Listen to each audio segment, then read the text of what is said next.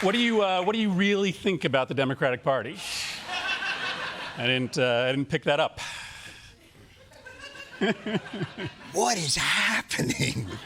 So, just in this CR for the budget, Yeah. there was great resolve and unity about what a disaster this was for the American people. Chuck Schumer, they need us. If they don't have us, they don't get to pass it. And then he just flips. And I don't want to just blame it on him. Clearly a decision was made within the Senate. Was there a meeting, was there a lunch where all the senators in the Democratic caucus had, I'm going to assume, mostly mushy food? Yeah. There is Jell-O served at every single one of our lunches. I've been to the Senate. There is a chewing and digestion issue.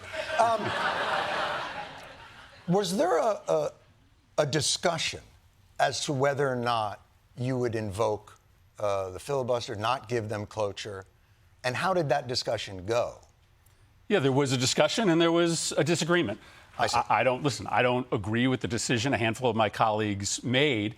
And this all, to me, sits in context, right? I mean, as you have described, what is happening right now is the billionaire takeover of our government, the highest level of corruption that we have ever seen coming out of the White House, and, by the way, added to it, the destruction of our democracy because they know that they can't get away with it if we can hold them accountable. And so this moment requires us to break norms. This moment requires us to take risks. And I get it. A lot of my colleagues said, shutting down the government, being in a government shutdown, that's a risk. That hands power to Donald Trump and Elon Musk.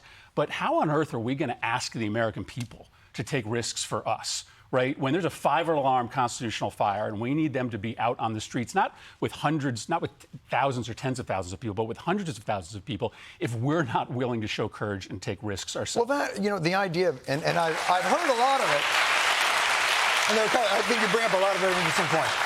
But I hear a lot of the American people have to get involved. And it does feel a little bit like, well, we've gone to a Knicks game, and they're getting their asses kicked, and in a timeout, they turn to the crowd and go, like, you're in.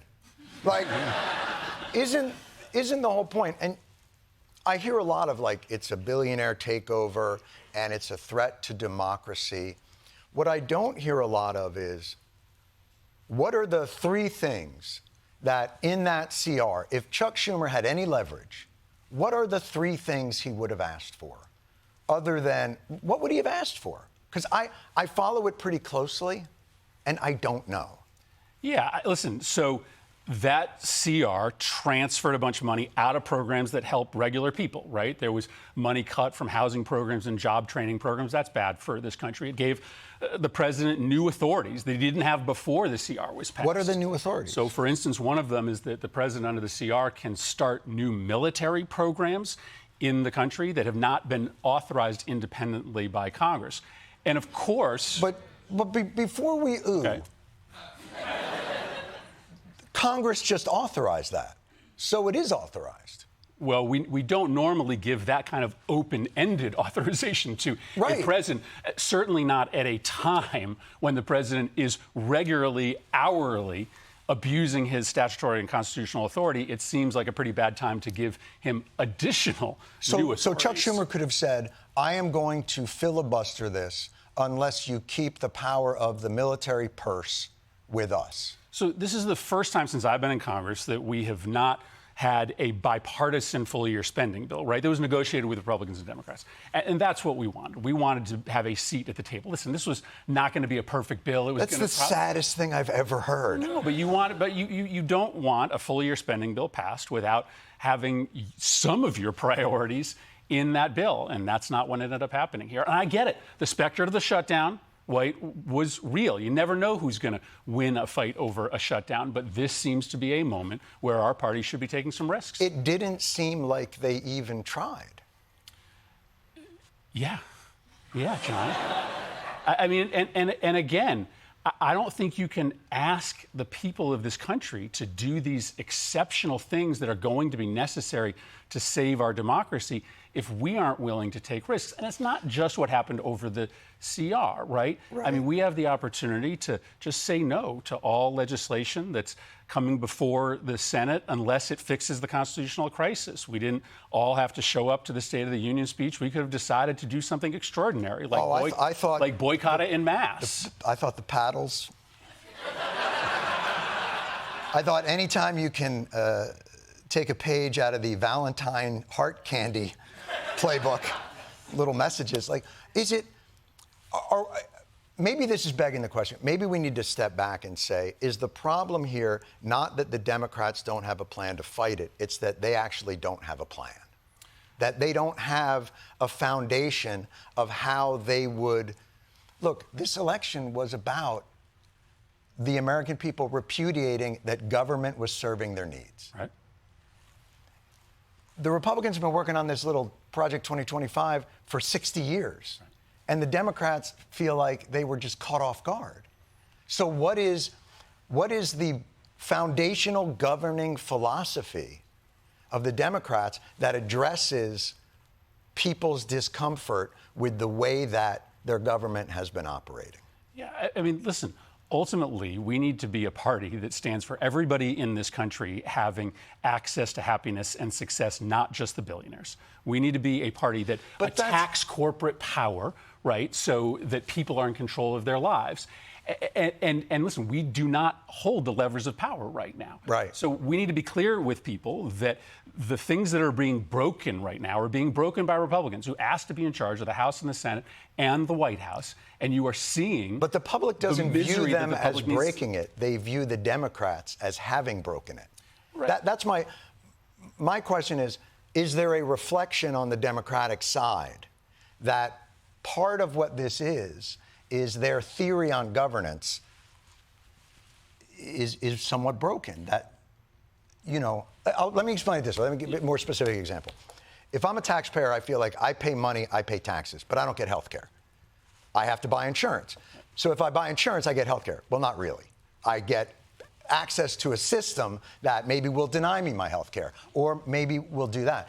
Have Democrats thought about, isn't that the fundamental problem with how people are viewing their government? It shouldn't take 10 years to build a bridge, right? It shouldn't take 5 years to get a subdivision permitted. Government is not working for people right now. And when I first got into politics, the Democratic Party every single day talked about reforming government, talked about reforming democracy, talked about getting big money out of politics, talked about strict ethics reform, and somewhere we lost our way.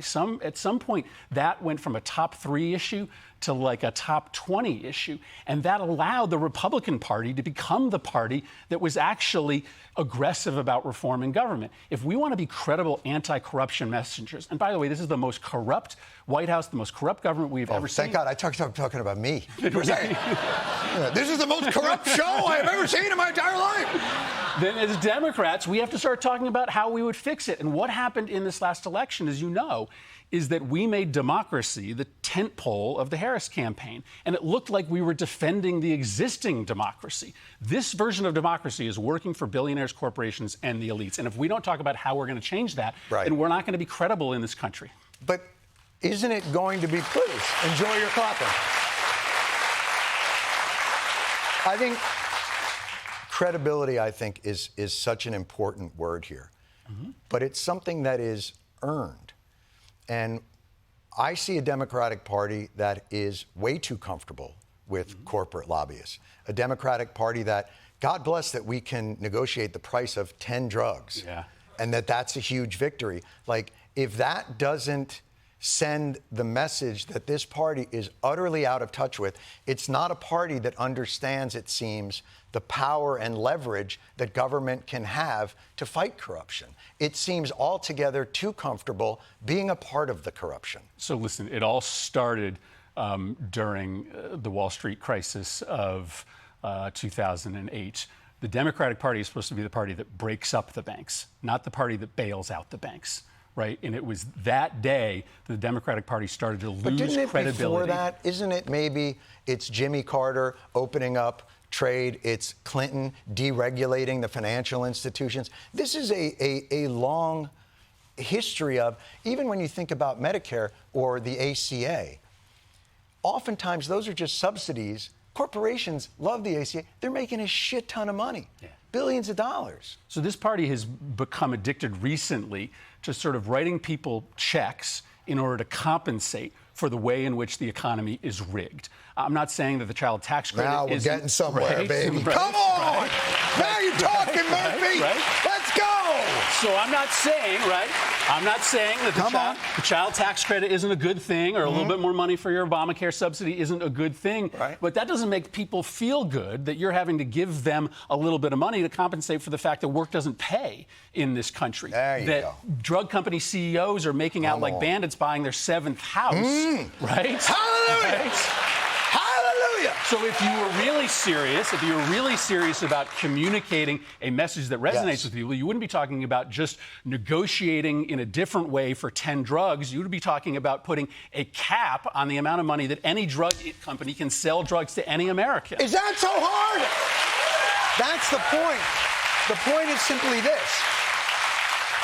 The government subsidizes these corporations with billions of dollars and demands nothing in return. That's right. And isn't that the foundation of a governing philosophy? Maybe they could put it in a book. They could call it Project something. Like, is that work not being done? Because right now it looks like ad hoc people on TikTok making better brand for themselves. But the party seems utterly rudderless. Okay, so 2 things. One, we viewed people like Bernie as an outlier threat to the institutional Democratic Party, when in fact what he was talking about and is still talking about is the crossover message, right? Is the message that it's actually the traditional brings, right? Democratic message. That actually...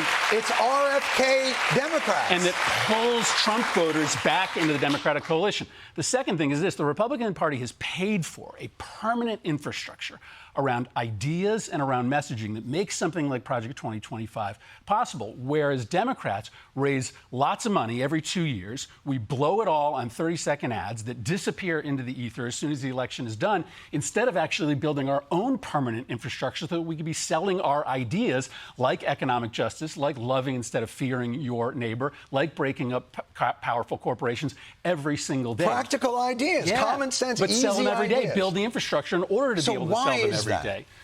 Clearly, they have the money. Clearly, there are think tanks. Is it because no one has brought the party together as an individual? Is it because the corporatist part of the party has been dominant? Listen, I think the Republican Party has had some dominant figures, some of them funders like the Kochs, some of them political figures like Donald Trump. The Democratic Party hasn't had that kind of continuity of leadership. But there's also a consultant class inside the Democratic Party that makes a lot of money off of those 30-second ads. And they don't make as much money if you're actually developing ideas that last. And so breaking the grip of those consultants on the Democratic Party, who have made a lot of money but have not actually produced as many votes as we would like, that's part of our challenge as well. Right. No, listen, I couldn't agree more. It feels a little bit like the Democrats are standing on 34th Street and they're looking up at the Empire State Building and they're going, we should build one of those. And we're like, oh, why didn't you? And they're like, I don't know. We, opened up a Papaya King a few blocks down the way. But, how far back in this process do you think the Democratic Party is? And is there even a consensus about beginning that process? Because it doesn't seem to be even nascent. Yeah, but they are handing us the opportunity, right? Donald Trump ran as a fake populist, and he is there for the unmasking, right? He has no clothes. I mean, right? Like, I understand. But so they're literally every single day empowering the billionaires. I've still got Chuck Schumer in the gym in my head. So there's nothing you can say to me that is going to wash that shit out of my brain. Some of us go to the gym, some of us don't. Schumer on an elliptical. I'm sorry. So it's there for the taking. I mean, their only legislative agenda item of any consequence is another tax cut, all of the money going to the billionaires and the millionaires. And so it's there for the taking to rebrand the Democratic Party as the true populist party. But it takes not rebranding, actually remaking and doing. Yes, and listen, we are the party that actually has ideas that transfer power from the powerful to the powerless. We have been a little bit too addicted to incrementalism, but they are handing us the opportunity to go out and rip from their coalition, right, people who actually do care about reordering fairness in our economy and are looking at these guys and realizing, you know what, the economy still sucks. My income isn't going up, and it kind of feels like the only people that are benefiting are Elon Musk and their billionaire friends. So, like, take the moment and build a set of ideas that are big and hairy and transfer power in a meaningful, easy to understand way from the powerful But that's to the what powerless. I'm saying. Yes, you work there. Yeah, I don't. I'm there, man.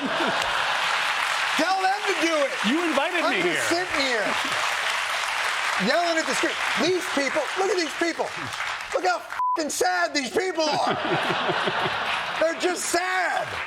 Every day I come in before the show, do you have any questions? What are we going to do? I don't know. I'm here on Mondays. So you can't, I don't think, get a lot lower than 27%. Right? Oh. Right? And I wouldn't bet on it, friend. And listen, here, the opportunity of this moment is, given how legitimately upset people are at what has happened over the last week. This is an opportunity for the Democratic Party collectively to show that we are ready to meet this moment, show that we are ready to engage. If you had to put together the dream team tomorrow to start this project, what are the groups that you're pulling together? What are the people, and how are they getting started on creating this cohesive governing philosophy that says government is still important as a counterweight to not just legislative power or executive power, but of corporate power and of world interventionist power, and we need it. Could you name 3 people that you'd put on that task tomorrow? Well, listen, I think every single Democrat has to be a part of this. I mean, again, I reject this idea that people like Bernie are threats to our electoral success. I think these ideas, centering our entire conversation around asking the billionaires to transfer a little bit of their success to everybody else, is core to the sort of existential future of the party. And we need to bring this conversation everywhere. I mean, this is our project right now. We can't stay in Washington and win this fight, right? We have got to be all I don't think they're going to let you stay in Washington. We have got to bring... But 3 people don't come to mind, because I can't see Bernie anymore. Sweet Bernie in his sweater, walking the Capitol grounds, out of breath, going like, AOC and I, we're going to be in Colorado, we're going to be in Nevada, come out and see us. I don't know what these people are doing, but I'm doing my best. Like, there's got to be another answer to that. But listen, 10,000 people are showing up for Bernie, but 1,000 people are showing up on a dime for any Democrat who's got a message that resonates. Yes. People are desperate to do something right now. They want to be plugged into action. And so we need to be out there giving people mission sets.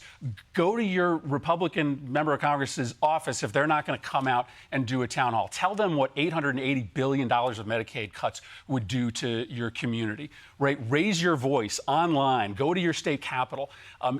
If we show up and give people action sets, they are going to respond. This is one of these rare moments where it's not like we're asking people to do something and they won't do it.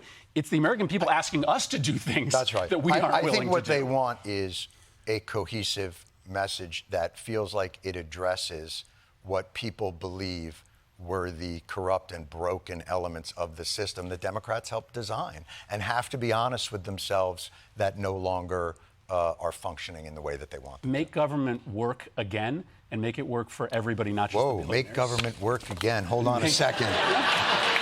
And government work. Oh, man! Hey, everybody!